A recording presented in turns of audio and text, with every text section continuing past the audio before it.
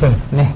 귀한 시간 내주셨습니다. 예. 네, 반갑습니다. 그동안 어떤 오해와 편견 속에서도 남북화해와 평화를 위해서 해주신 스님께 다시 한번 깊은 감사를 드립니다. 네.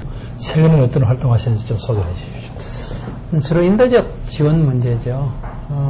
북한은 90년대 중반에 그런 경제위기, 식량위기로 이 정부가 그동안 비핵개방 3천이라는 걸 참 고집스럽게 하더니 적어도 남북문 지금 정부가 어떤 적극적 조치를 해달라고 스님은 요구하시는 겁니까? 첫째는 정부 차원에서 인도적 지원을 재개해라. 두 번째는 정부 차원에서 하기 어려우면 민간 차원의 지원이라도 전면적으로 좀 허용을 해라. 또 하나는 미국에서 지금 북한에다 인도적 지원을 하려고 하는데 미국에 가서 얘기를 들어보면 미국에서는 어느 정도 물론 미국 안에도 반대도 있지만 하려고 하는데 최대의 장애가 한국 정부가 기다려달라 또는 한국 정부가 반대하는 이게 지금 가장 큰 요인이 되고 있다. 어찌 보면 쓸데없는 자신감이 결국은 비핵 개방 3천이라는 자신의 대북 구성으로 나타났고 여기서부터 사실상 현실은 한 발자국도 문제를 풀려는 쪽으로 진행이 되지 않은 것 같습니다. 비핵 개방 3천이라는 거는 정책이 아닙니다. 왜? 비핵하고 개방하면 3천을 해주겠다 얘기인데 북한은 비핵화를 절대로 안 할 거거든요. 그리고 개방도 안 할 거고. 정책이라면 어떻게 돼야 되느냐? 비핵을 안 할 북한을 어떻게 비핵화 시킬 거냐? 이게 정책이고 어떻게 북한을 개방시킬 거냐? 이게 정책이지. 네가 이거 하고 이거 하고 이거 하고 이거 하면 내 이거 해주겠다. 이러면 정책이 아니에요. 그럼 북한이 안 움직이면 우리는 아무것도 할 게 없어요. 그렇기 때문에 저는 어떻습니까? 이런 정말 이명박 정부에게 적어도 이 평화의 관리 내지는 남북관계의 유지 발전은커녕 거기라도 하려면 지금이라도 이 정부에게 어떤 충고를 해주고 싶습니까? 이명박 정부는 통일 정책은 없습니다. 경제 성장을 한다 이거잖아요. 근데 이명박 정부 들어와가지고 매번 747, 연 7%씩 성장해가지고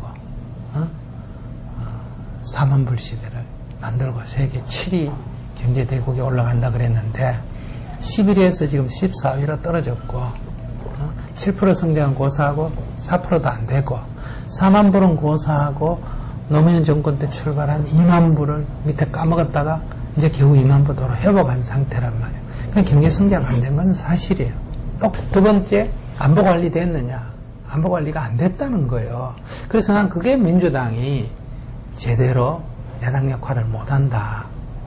최근에 북한 전문가 또 어떤 중국과 미국의 움직임을 바라본 많은 학자들은 결국 중국과 미국조차도 이 문제, 북한 문제를 푸는 방법은 현재로서는 그 6자 회담을 좀 정상화해서 북한을 조금 국제사회에 한 발 들여놓게 하는 것밖에 없다. 이렇게 대충 결론을 내린 것 같다라고 보도가 되는데 어떻습니까? 이 문제는. 이제 그 문제는 미국도 6자 회담에 대해서는 좀 부정적이에요. 네.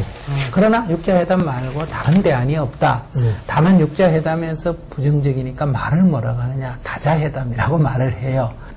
우리가 주도권을 잡으려면 남북관계를 먼저 풀면서 남북이 더 중심에 놓이고 미중이 협력해주는 그런 것을 만들어낼 수 있으면 훨씬 좋죠. 근데 그러려면 이제 우리가 그 정도로 적극적이어야 되는데 현재 정부 갖고는 그렇게 되기 어렵죠. 우리 끌려가죠. 그러니까 끌려간다는 건 뭐냐? 미중이 합의하고 남북이 미중에 등 떠밀림에 의해서 지금 남북대화를 억지로 하지 않습니까? 그리고 또 많은 분들이 북한의 다양한 형태의 지하자원 채굴권을 중국에 헐값에 넘기고 있다. 뭐 이런 지적이 있거든요. 이 부분에도 스님 지금 뭐 수산물 자원도 마찬가지고 그것은 북한 문제가 아니고 장기적으로 통일 한국의 상당 부분 자원이 지금 헐값에 이미 넘어가고 있다. 그러니까 이 문제를 북한의 문제만 봐서는 안 된다.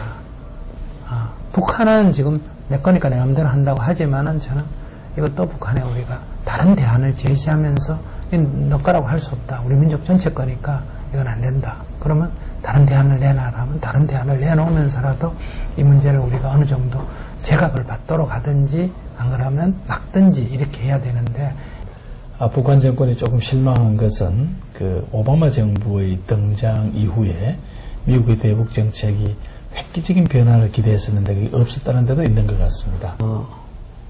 개인의 도덕성하고 네. 국가 이익을 네. 분리해야 되는데 네.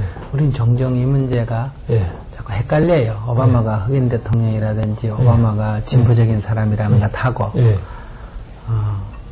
미국은 동맹국과 좀 더 긴밀한 관계를 형성하고 동맹국의 의사를 존중하자. 이렇게 크게 정책이 바뀌었단 말이에요. 그러니까 한국 정부의 뜻을 존중하자. 이게 된단 말이에요. 이럴 때 만약에 한국 정부가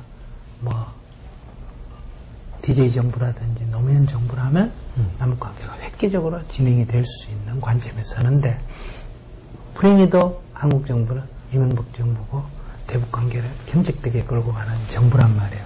그럼 미국은 이런 한국 정부 정책을 미국의 외교 정책상 존중한다는 거예요.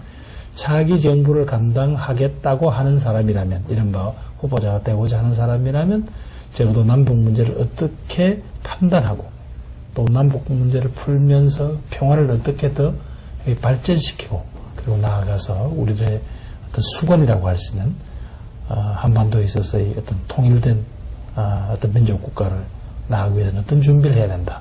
이런 충고를 포괄적으로 한번 묻고 계시겠습니까? 네. 이런 상황에서 어떻게 평화를 관리하며 어떻게 통일로 갈 거냐. 이게 이제 우리 민족의 아주 절대절명의 문제다. 이런 인식이 지도자가 있어야 된다. 통일은 우리 민족에게 있어서 또는 한국이 한 번 더 업그레이드 할 수 있는 유일한 출구고 비전이다. 이런 인식을 해야 된다. 그러니까 전쟁만 안 일어난다. 이거는 현상 유지 또는 안정정책이고 한 발 나가는 정책은 통일로 가야 된다. 평화적으로 가야 되는데 평화적으로 가려는 유일한 방법은 뭐냐. 북한 주민이 우리 그냥 자기 단독으로 정권을 유지하거나 중국에 의지해서 유지하는 것보다는 한국하고 통합하는 게 낫겠다라는 결론에 도달해줘야 된다. 그냥 바닥에 있는 민심을 잡는 방법은 생존을 우리가 책임져 줘야 된다. 이런 면에서 우리가 지배층에 대한 신분 보장, 더 나아가서는 체제 보장, 일정한 기간 동안 한시적 체제 보장까지도 과감하게 대응을 해야 된다. 국민의 다수 지지, 30% 지지가 아니라 50% 이상 지지를 받는 정부를 만들어내야 이런 통일 정책을 집행할 힘을 갖게 된다. 그래야 미국도 쉽사리 간섭 안 하고 중국도 북한도 야쁘지 않는데 이게 소수 정권이 들어서면 어떠냐. 국내에 자꾸 간섭을 하고 정권 바뀔 때 다음을 자꾸 생각하거든요. 그래서 우리가 어떤 집행력을 못 갖게 된다. 그런 면에서 저는 민주당이 49대 51 이게가 정권 잡겠다 하는 건 정권의 측면에서는 옳지만 국가를 위해서는 별로 도움이 안 된다. 그래서 다음 정권은 국가의 어떤 한번 업그레이드, 국가의 비전을 만들고 업그레이드를 한다. 이런 정도의 포부를 가진 나는 정부가 들어서야 되지 않느냐.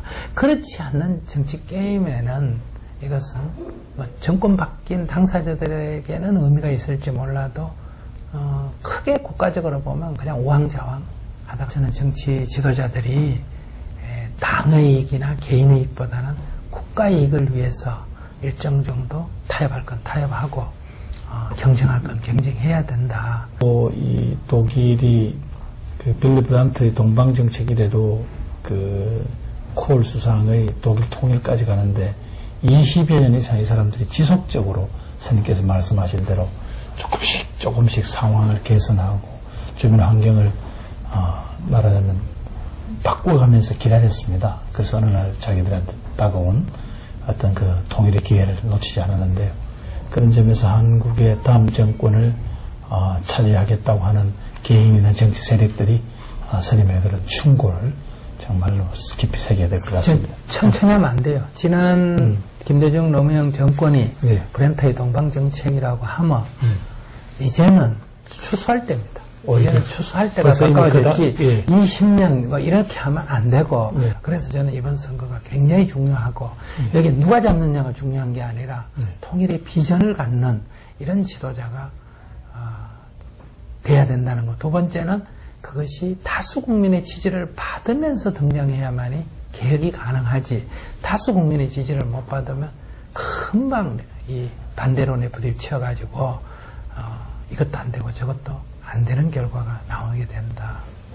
이 시기에 국민들에게 정말 남북 문제를 바라보는 눈이 어떠해야 하며 그것은 결국 우리들한테 어떤 결과와 우리 자손들에게 어떤 선물로 돌아올 것이다.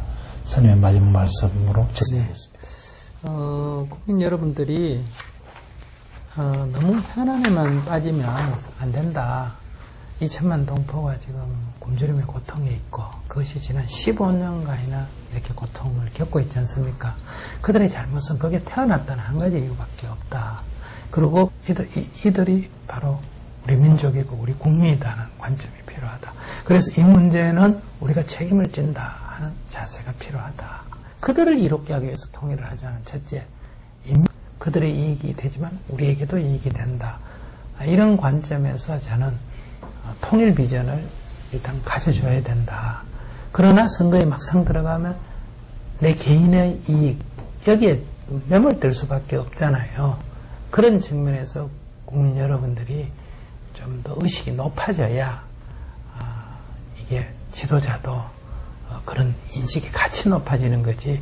국민 여러분들이 그냥 자기 견해에 빠지면 지도자도 표를 얻어야 되니까 그 문제만 관심을 갖다 보니까 늘 이 문제가 뒷전으로 몰리는 거 아니겠느냐. 그런 측면에서 국민들의 각성이 필요하다. 국민의 의식 수준과 눈높이만큼 지도자가 나오는 거지 국민의 의식을 떠난 지도자가 혜성처럼 나타날 수는 없다. 그런 데서 이번 대선은 굉장히 중요한데 첫째 국민들이 각성이 필요하고 지도자를 뽑는 안목이 있어야 되고 또 지도자들도 너무 그런 당면한 국민의 이익에 너무 하지 말고 좀 큰 국가 이익이라는 측면에 눈을 가지고 오히려 선거에 임해주면 저는 좋지 않을까. 그렇다면 우리에게도 좀 희망이 있지 않을까.